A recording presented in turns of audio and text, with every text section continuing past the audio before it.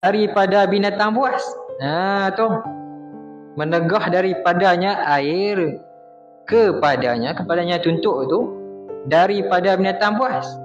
Nak cerita binatang buas ni sebelum nak cerita tu tadi. Kita nak ada yang kawasan kita dah tak ada. Kita nak ambil wuduk kan, nak hadah besar ke, nak hadah kecil kan, nak ambil wuduk ke, nak mayang hadah, nak mandi wajib ke. Ayat kat kita tak ada.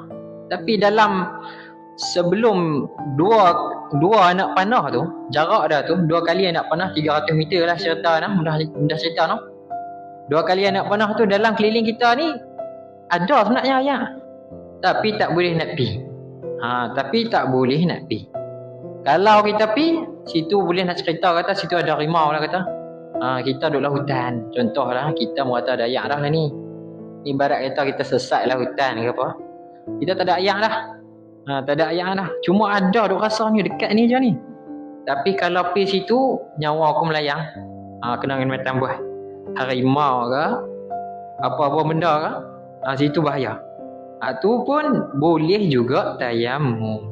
Tu tapi payahlah kita kalau nak sesat jalan di hutan bukan duk lalu. Ni cerita andai kata kalau berlaku.